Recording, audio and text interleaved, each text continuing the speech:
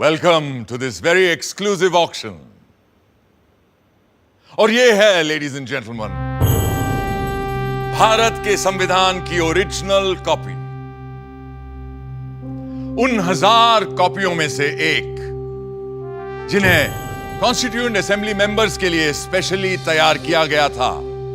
A very rare and truly a collector's item, which was meant for those जिन्होंने 3 साल रात दिन एक करके इस किताब को मुकम्मल किया था। पेश करते हैं ladies and gentleman, the constitution of India, Bharat का संविधान।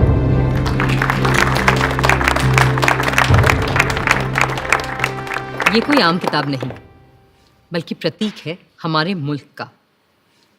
पर कभी सोचा है आपने कि ये मुल्क आखिर होता क्या है? समाजशास्त्री कहते हैं कि एक ही नस्ल, धर्म, जबान, परचम और हुक्म को मानने वाले बाशिंदों के समूह से बनता है एक मुल्क, एक देश। मगर हिंदुस्तान जैसे बहुत सी भाषाओं, धर्मों और तमाम जातियों प्रजातियों वाले सब कॉन्टिनेंट को किसी तंग नज़रिए से नहीं देखा जा सकता है।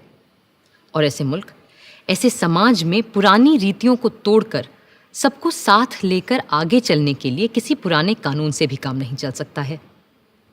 इसीलिए हमारे पुरखों ने बनाया था हमारा संविधान, हमारा कॉन्स्टिट्यूशन, हमारा आईन। ये आईन ही तो वो आईना है जिसमें देखकर ही हम खुद को पहचान पाते हैं और संवार भी सकते हैं। आज से मैं आपको इस जादुई आईने के अंदर के संसार की सैर पर ले जाऊंगी। ये कैसे बना, कब बना, किस किसने बनाया और क्यों बनाया? तो चलिए चलते हैं वहाँ जहाँ कहानी शुरू हुई थी, हमारे संविधान की। पर फर्स्ट थिंग्स फर्स्ट, पहले आप भी तो ठीक से देख लीजिए उस मुकद्दस किताब को जिसकी बात हम कर रहे हैं।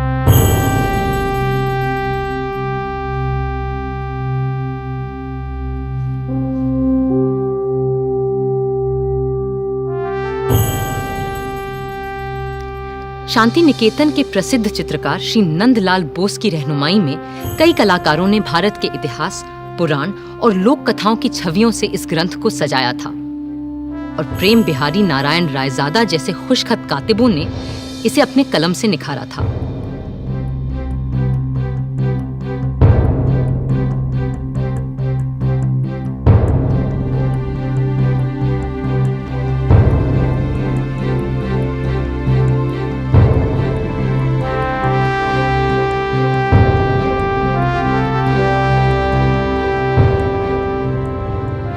मगर ये काम मुश्किल होते हुए भी बहुत आसान था उस काम के मुकाबले जो इस संविधान की कल्पना कर इसे लिखित रूप देने वालों ने संविधान सभा में पूरे 3 साल लगाकर किया था। क्योंकि वह कल्पना केवल एक किताब की नहीं थी, वह तसव्वुर था एक नए मुल्क का, एक नए समाज का, एक ऐसी नई संस्कृति का जो इससे पहले इस संसार में कभी देखी नहीं गई थी। दिसंबर 1946 में जिस इमारत की तामीर शुरू की गई थी, असल में उसकी नींव बहुत पहले रखी जा चुकी थी। 1857 की क्रांति के दौरान बागी सिपाहियों ने भी हिंदुस्तान का एक अपना संविधान बनाने की कोशिश की थी। उनका विद्रोह तो जल्दी ही दबा दिया गया, मगर आजाद देश का एक अपना आईन बनाने का सपना न दबा था न हारा था। और जैसे जैसे महात्मा गांधी के नेतृत्व में आजादी की आवाज तेज हुई, तो अपना संविधान बनाने की मांग भी और तीव्र होती गई। My mentor, Gopal Krishna Gokhale, presented to the British government a note on the Constitution in 1914. And the British said, yes, we will accept it after the war. But now they want to make a constitution for us. But you know, a constitution for India should be and can be framed only by Indians. Now it works. What will you do with this spinning wheel, Mr. Gandhi?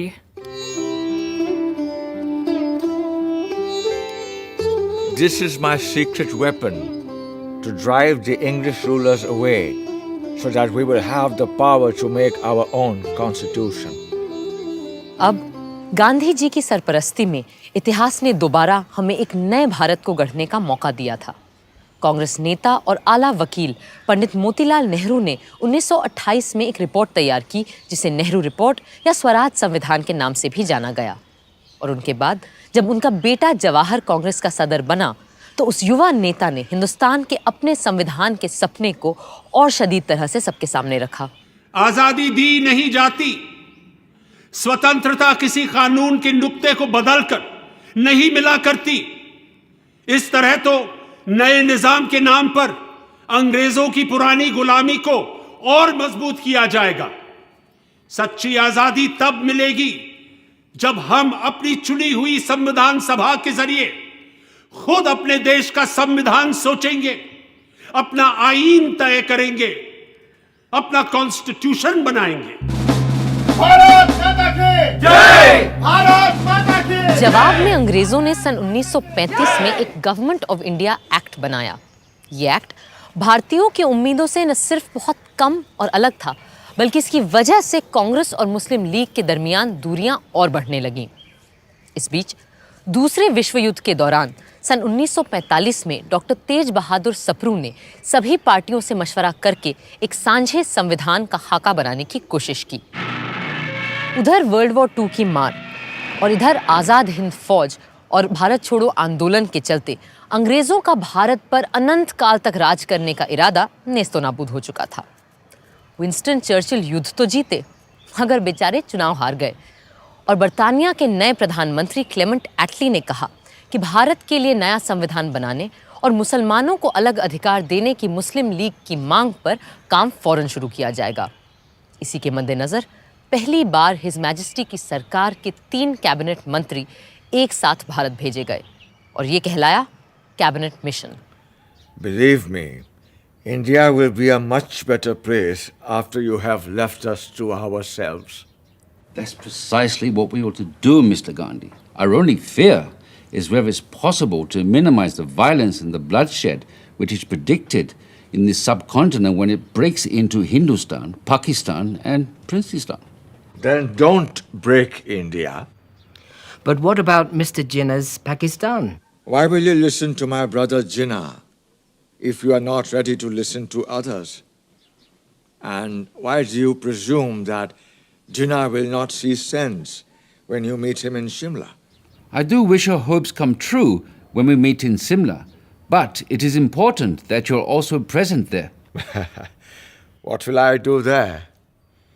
I'm neither a member of the Congress nor of the Muslim League or of the other outfits that you have invited there. But still, we will need your wise counsel in Simla when discussions are held about an interim government and a new constitution for India.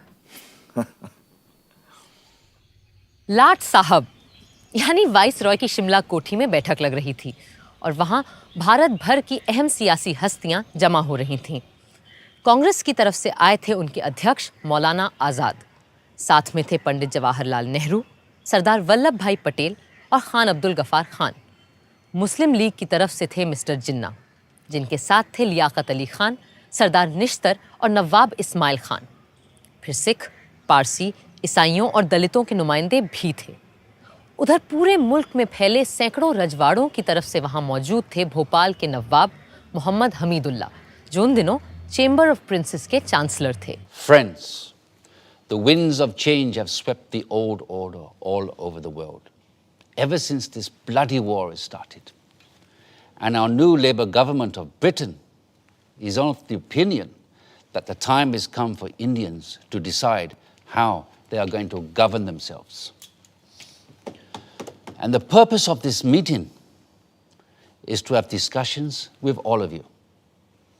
The representatives of British India and the Indian states is to secure a way of framing the constitution of a free India.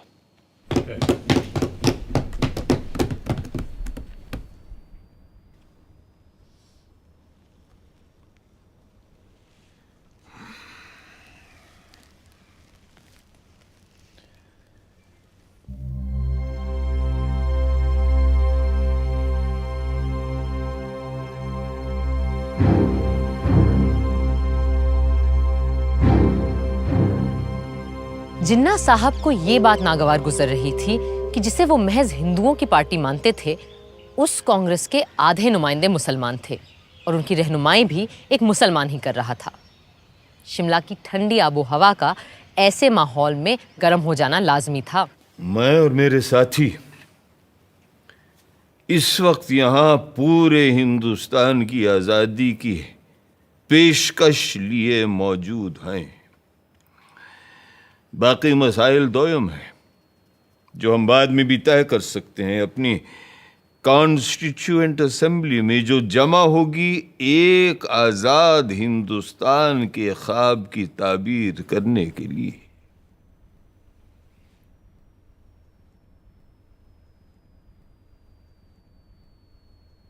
My colleagues and I stand here for the independence of the whole of India.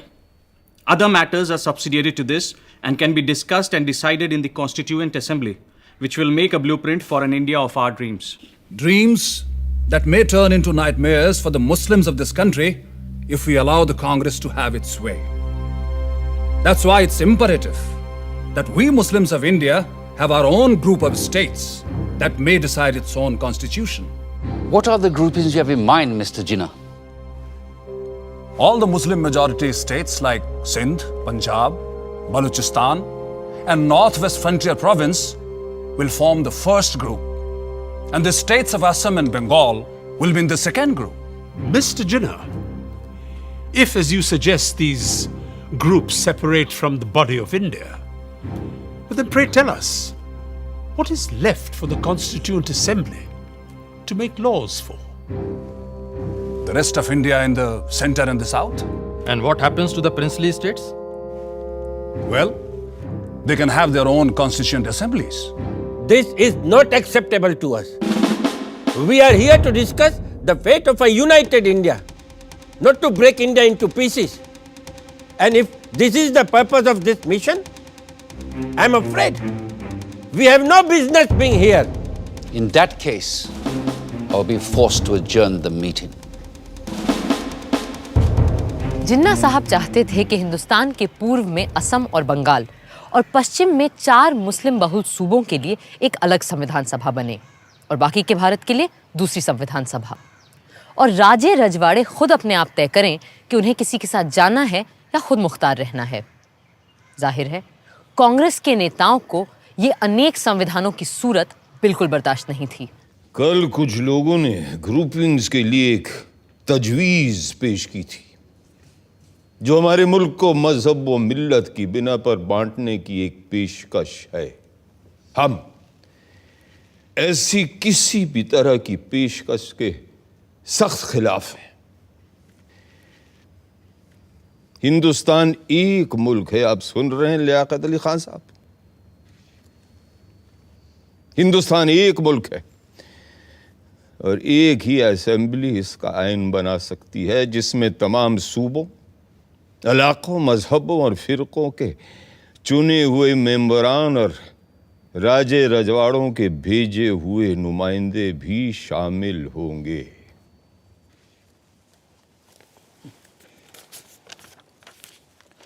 References were made yesterday to groups of provinces arranged on communal lines.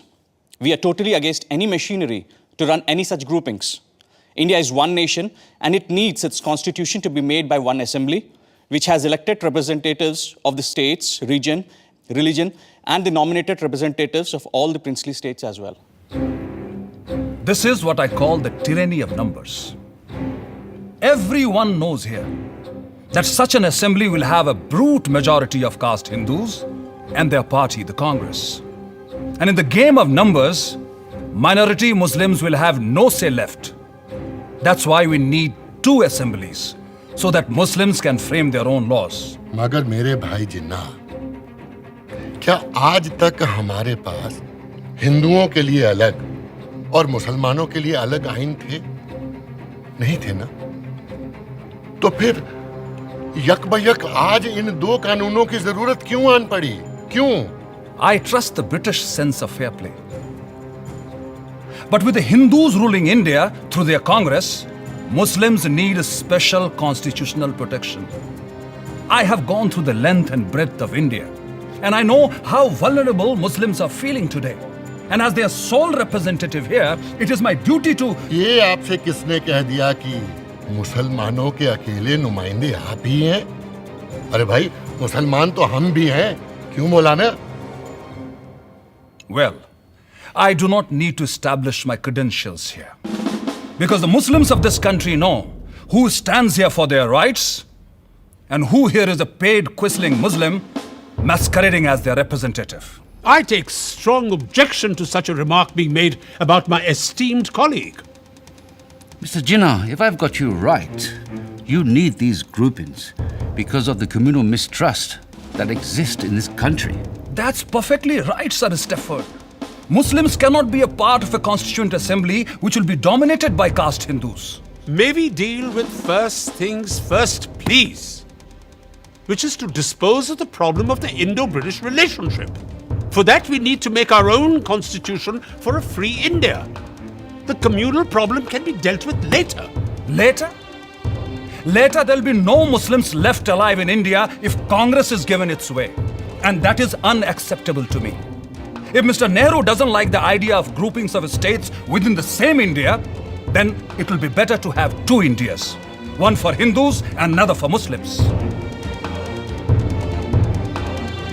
Hindustan and Pakistan. And a Princestan, the federation of the princely states. This is ridiculous. It clearly indicates the reality behind the groupings proposal Mr. Jinnah is making. I will not be a party to this balkanization of India. No! India is one and will remain one country. कड़वा सच ये था कि अंग्रेज हिंदुस्तान में अपनी घटती हुई फौजी ताकत से अच्छी तरह वाकिफ थे और वो चाहते ही नहीं थे कि सांप्रदायिक आग को फैलने से रोका जाए। पर हाँ, जाने से पहले सत्ता वो सौंपना चाहते थे एक ढीले से राष्ट्रसंघ के हाथ, जिसकी लगाम हो सके तो उनके ही हाथों में रहे। इन्हीं सब बातों को लेकर 16 मई 1946 को एक समझौते का मसौदा बनाया गया। United Dominion of India will be given independence as and when the appropriate time comes. In the meanwhile, two constituent assemblies will frame the constitution. One for the Muslim majority provinces, which will be grouped Balochistan, Sindh, Punjab, and Northwest Frontier Province as the first, and Bengal and Assam as the second group. The Hindu majority provinces in the central and southern India will form another group and make their own constitution. But the central government will be empowered to run foreign affairs, defense, and communications, while the residual powers and the responsibility will belong to the provinces coordinated by their group. How can you have two assemblies for one nation? Are you suggesting that there will be Hindu constitution and Muslim constitution? And which constitution will be applicable to the central government? But sir, Assam is not a Muslim majority province. Then why? Gentlemen, please, these are only recommendations which have yet to be accepted by the two main parties, that is the Indian National Congress and the Muslim League, whose working committees are going into details of this plan, and there is no need for us to add anything more at this moment. Thank you. But Nehru is adamant he won't agree to such a proposal. I'm ready to sit together with Jawaharlal, for whom I have great regard, to convince him of the value of these groupings, since he has no desire that the British stay back in India any longer. And if I'm right, then even British do not desire to stay back here any longer. Not just Nehru. The entire Congress Working Committee is dead against the concept of two constituent assemblies and two separate constitutions. In that case, they must agree to partition and for the creation of two nations. Because the only way I can agree to one union of India is if Congress agrees to two groups, as proposed by me.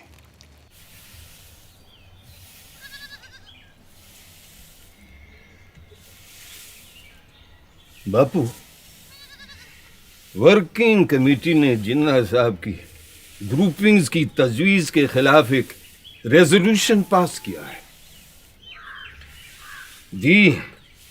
Congress Working Committee agree that the groupings will hinder the concept of a united India and rejects any such demands put by external pressures which will hinder the working of any body constituted to decide the future of an independent country. There should be a sovereign body for the purpose of drafting the Constitution, and it must be unhindered by any external authority. ये है हमारा दस्तावेज बाबू। हम अपने देश का बंटवारा कभी कबूल नहीं कर सकते। अंग्रेजों ने हमारे साथ चाहे कुछ भी किया हो, उनके कैबिनेट मिशन ने अपना काम पूरा कर लिया है और अब उन्हें जल्दी है कि वो हमारी छाती से उतरे और जाएं। अब ये हम पर है कि हम कैसे अपनी इस दुखी अभागी धरती को सुखी और भाग्यशील बनाएं। कुल मिलाकर कैबिनेट मिशन असफल हो चुका था, मगर वो खाली हाथ वापस भी नहीं जाना चाहते थे। सो दोबारा एक बार मिलने और बातचीत का सिलसिला शुरू हुआ और 1 महीने की मशक्कत के बाद 16 जून को एक और प्रस्ताव सामने आया। Partition? The Congress will never agree to partition. Why would they agree to parity between themselves and the Muslim League in the interim government? And why will they not agree to have any Muslim members on behalf of Congress? How can 1/4 of the population be given half the population's seats in the cabinet? अगर हमने cabinet mission की सरकार में शामिल होने की तजवीज़ नहीं मानी तो न सिर्फ हमें सरकार से बाहर बैठना पड़ेगा, बल्कि ये मुमकिन है कि अंग्रेज हमें दोबारा जेल में डाल दें। अब इससे बेहतर यह है कि हम उनकी इतनी सी बात मान लें कि हमारी भेजी काबीना की फहरिस्त में किसी मुसलमान का नाम ना हो। खुद अपना नाम कटवाने की तरकीब बता रहे हैं आप तो मौलाना। सरदार, मुल्क किसी भी शख्स से बहुत बड़ा होता है और किसी भी मिल्लत से भी। मैं मौलाना की बात समझ सकता हूं। अगर हमने सरकार में आने का ये मौका हाथ से जाने दिया तो यकीनन मुस्लिम लीग और खास तौर से जिन्ना साहब इस बात का नाजायज फायदा उठाएंगे। बापू, आपका क्या कहना है?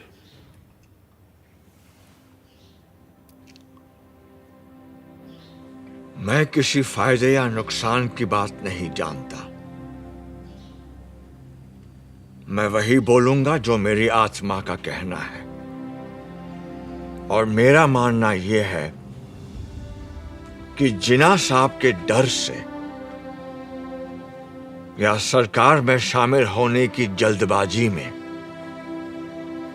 अगर हमने कांग्रेस की सूची से मुस्लिम भाइयों के नाम काट दिए तो हम में और उनमें अंतर क्या रह जाएगा?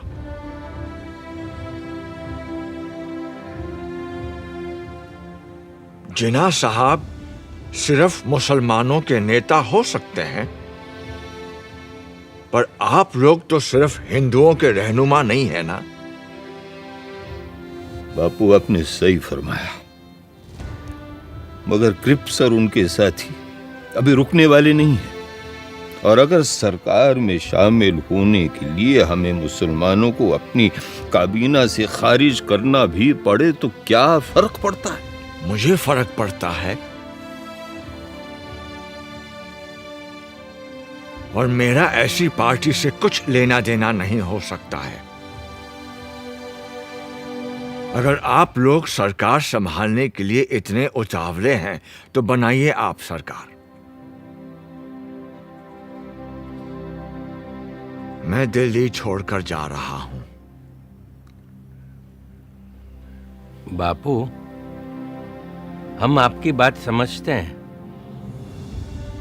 पर अगर इस समय उन्हें फौरन जवाब नहीं दिया तो ये मौका हाथ से निकल जाएगा।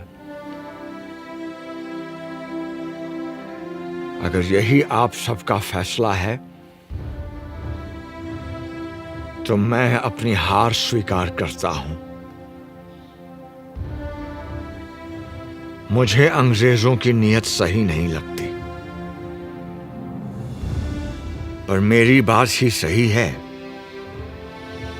इसका कोई सबूत भी तो नहीं है मेरे पास।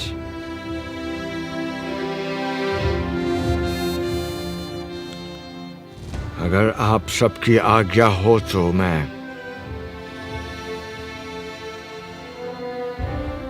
इजाजत चाहूंगा।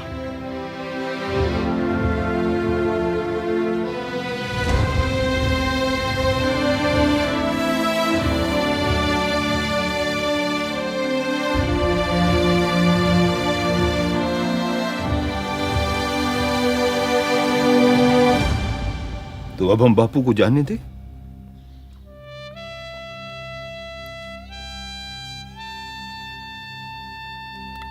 प्यारे लाल,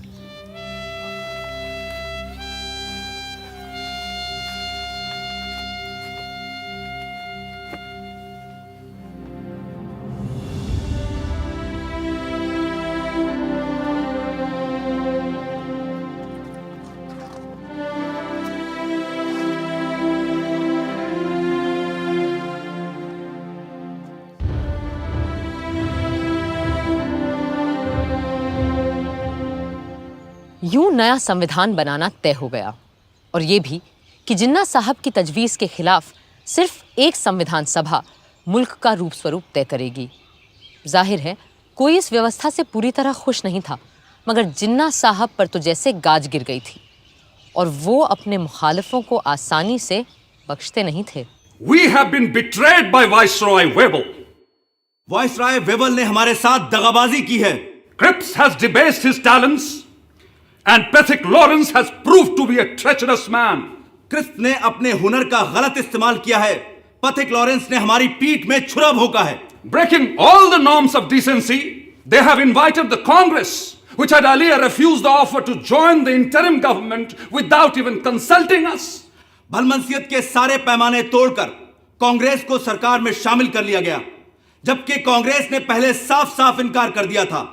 और ऊपर से तुर्रा ये कि ये सब बिना हमसे पूछे, बिना हमारी इजाजत लिए बगैर किया गया है।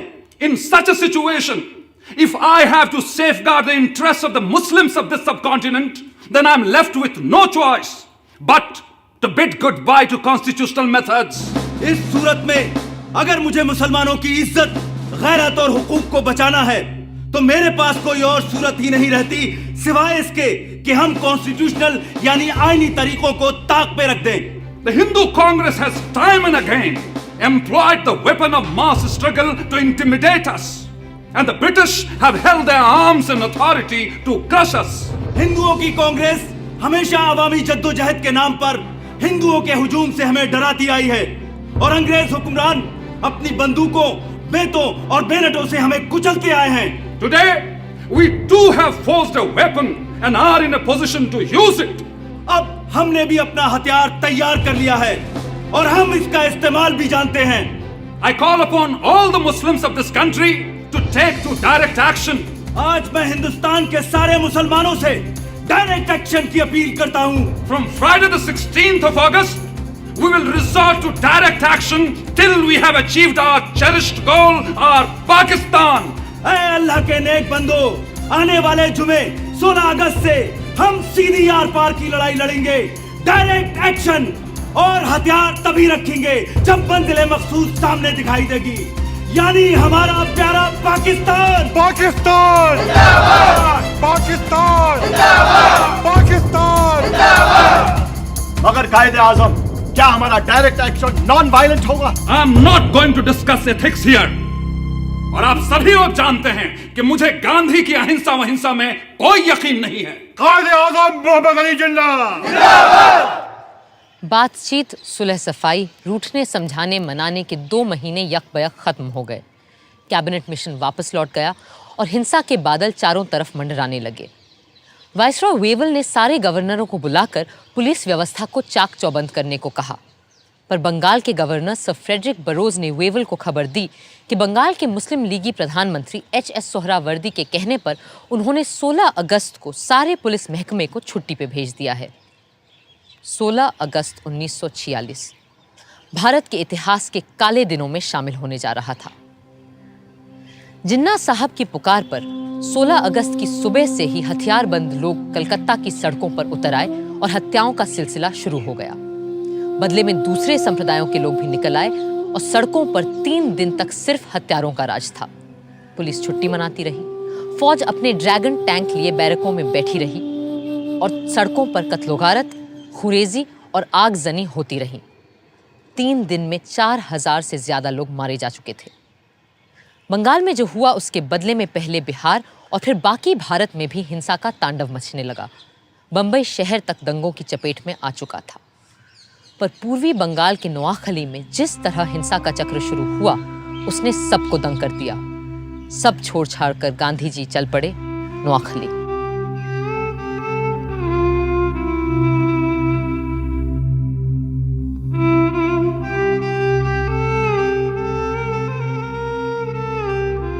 लाट साहब वेवल का मानना था कि हिंदुस्तानियों के साथ मिलकर बनी सरकार ही इस गृह युद्ध जैसी स्थिति को रोक सकती है।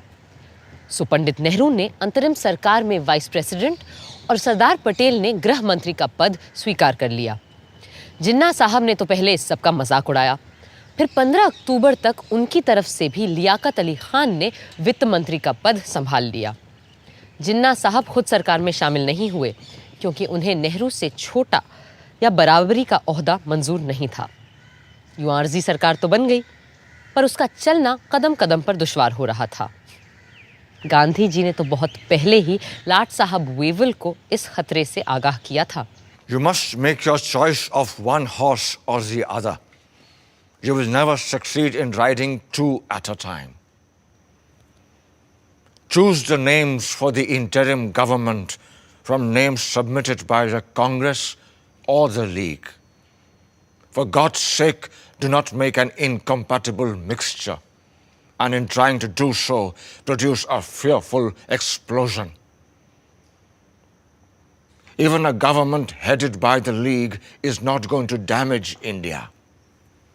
But I'm not ready to accept the division of Congress as Hindu and League as Muslim. No.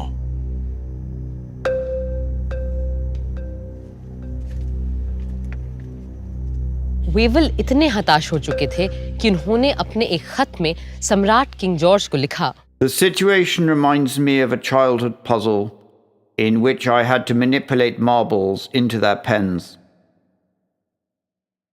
Just as the last one seemed to get into place, the others invariably ran out. I am trying to postpone convening the Constituent Assembly as much as possible, and maybe have one more round of talks with Mr. Jinnah and Nehru. Perhaps in London, a city both of them have lived in and love. दिसंबर 1946 के London के बर्फीले माहौल से ज्यादा सर्द अगर कोई चीज थी तो वो था मिस्टर जिन्ना और पंडित नेहरू के बीच का रिश्ता। कई मुलाकातों के बाद भी जब कोई बात न बनी तो आखिर नेहरू जी ने अंग्रेजों को उनके घर में घुसकर अंतिम चेतावनी दे डाली। There is a great urge amongst the populace of India for political progress and for making a constitution. Mr. Jinnah's Muslim League is but a fly on the weighing scale compared to the vast force in India.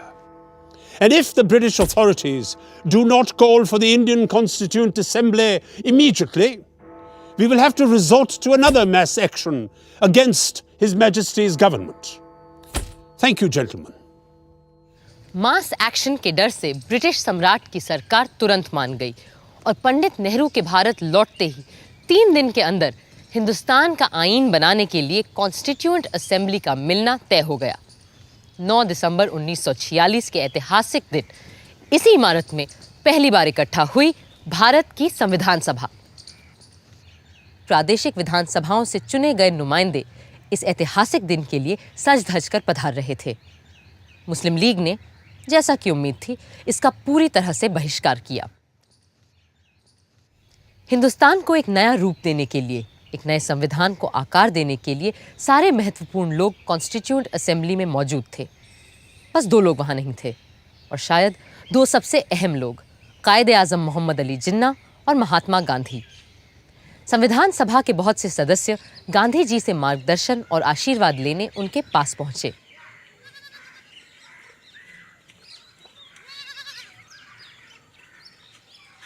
आइए आइए जगजीवन बाबू, मुझे पता है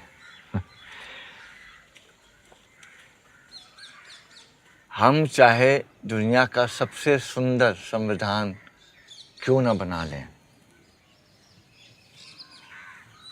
पर वो भी बेकार साबित होगा अगर उसे अमल में लाने वाले लोग ना हुए। बापू, मुझे पूरा विश्वास है कि हमारे यहाँ ऐसे अच्छे आदमियों और औरतों की कोई कमी नहीं है जो हमारे संविधान को कारगर करके दिखाएंगे। इसीलिए हम सब आपका आशीर्वाद लेने आए। बापू के आशीर्वाद हमेशा तुम्हारे साथ है, पर आज मैं तुम्हें एक तावीज़, एक टोटका दूंगा जो शायद तुम्हें सही संविधान बनाने में मदद करे। आप और तावीज़? बापू, मुझे लगता था आप तंत्र मंत्र यंत्र में विश्वास नहीं रखते। पर इस मंत्र पे पक्का विश्वास है मेरा। जब कभी अपने आप को शंका में घिरा पाओ तो इस परीक्षा को अपनाना। सबसे दीनहीन, गरीब, कमजोर इंसान जिसे तुमने देखा हो, उसका चेहरा याद करना और स्वयं से पूछना, जो मैं करने जा रहा हूं, क्या इससे उसका भला होगा? इस कदम से क्या उसे कुछ मिलेगा या नहीं? इससे क्या वो अपने भाग्य और जीवन को सुधार पाएगा या नहीं? या यूं कहो, ऐसे करोड़ों को स्वराज मिलेगा या नहीं जो तन और मन की भूख से तड़प रहे हैं, जिनके पेट भी खाली है और हृदय भी। फिर देखना, तुम्हारी सारी शंकाएं छूमंतर हो जाएंगी।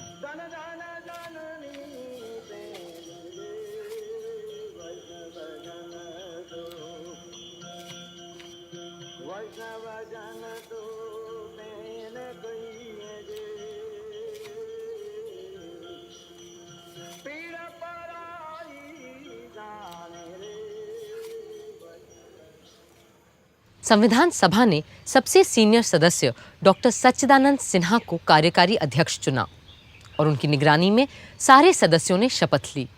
फिर सभा के परमानेंट प्रेसिडेंट के रूप में चुना गया डॉक्टर राजेंद्र प्रसाद को।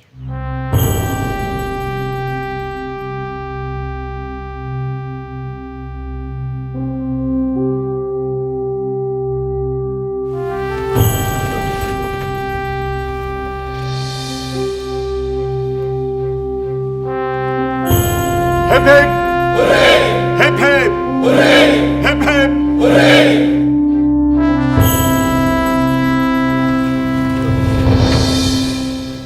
बहनों और भाइयों, अगर आप मुझे माफ करें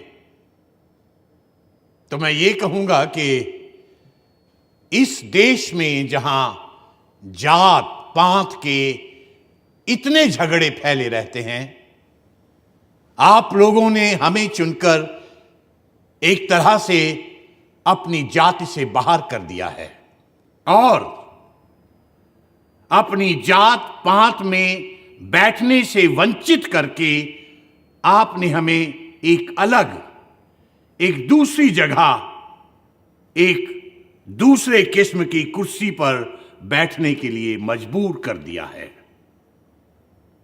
और सिर्फ इतना ही नहीं, बल्कि शायद आप में से हर एक आदमी यह भी उम्मीद रखता है कि इस सभा के कार्यों में मैं कोई ऐसा कार्य न कर बैठूं जिससे कि ये बात जाहिर हो कि मैं किसी खास दल या किसी खास फिरके का आदमी हूं।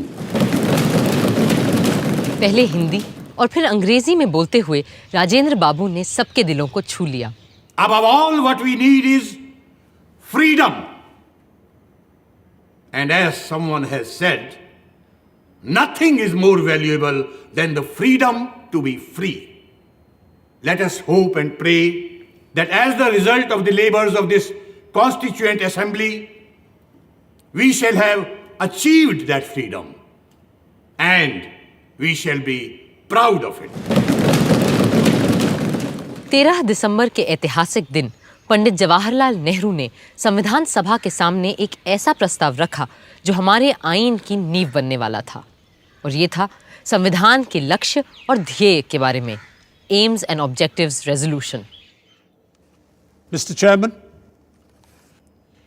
the resolution that I am placing before you defines our aims and describes an outline of the plans and points to the way which we are going to tread. The resolution that I place before you is in the nature of a pledge, and I hope the House will pass this resolution, which is of a special nature. I beg to move, 1, this Constituent Assembly declares its firm and solemn resolve to proclaim India as an independent, sovereign republic.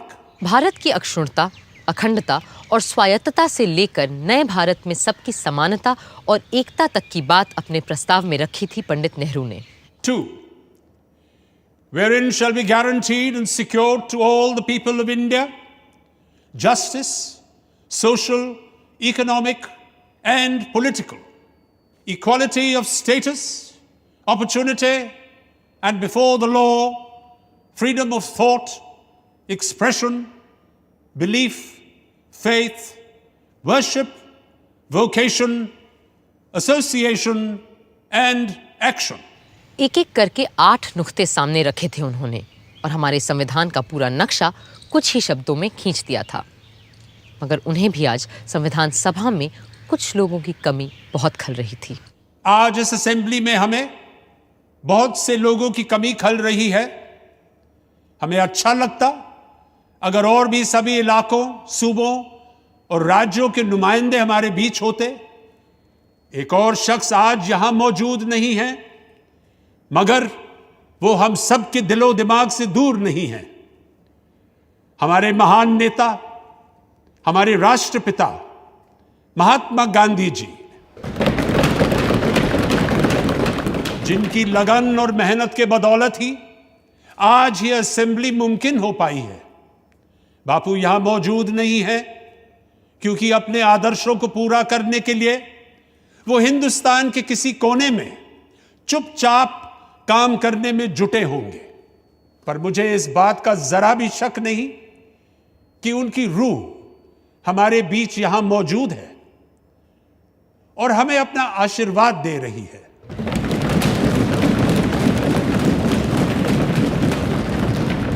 I also think of the various constituent assemblies that have gone before us, when the fathers of the great American nation met and fashioned out a constitution that has stood the test of time for more than a century and a half. My mind goes back to that constituent assembly which met in the lovely city of Paris, and how the king and other authorities came in its way, and it still continued. Even the room for that meeting was denied, and the Constituent Assembly betook themselves to an open tennis court and did not disperse till they had finished the task they had undertaken. We too, whether we meet in this chamber or in the fields or the marketplace, will go on meeting and continue our work till we have finished it. 13 दिसंबर को AIIMS and objectives resolution के साथ पंडित नेहरू ने हमारे संविधान की नींव रखी थी, और 14 दिसंबर को जिन्ना साहब ने संविधान सभा की पूरी बुनियाद पर ही सवालिया निशान लगा दिया। Is complete independence the goal of the Muslim League? What do you think we are fighting for? Our goal is complete independence, certainly. The complete independence of Pakistan. But Mr. Jinnah, if the Congress accepts the proposals laid down by the British government, would the Muslim League be then ready to take part in Constituent Assembly? It's all very well to talk in this loose way about Constituent Assembly. The reality is that the Congress with 292 supporters, there might be a few less, has a brute majority, where the Muslim number is only 79. Is that what people understand when they talk of democracy? The truth is that between the Hindus and Muslims in India, there is no such thing as democracy. Does that mean that the Muslim minority wants a veto on the progress of the majority? What majority do you mean? If you mean the Hindus, then we wish them Godspeed. Go ahead and establish your Hindustan. Frame your constitution for the Hindus, but then leave us alone, and we shall frame a constitution for Pakistan. ये तो बस आगाज था। आगे और तमाम अड़चनें आनी बाकी थीं। अब देखना है इन चुनौतियों का सामना कैसे किया हमारा संविधान बनाने वालों ने।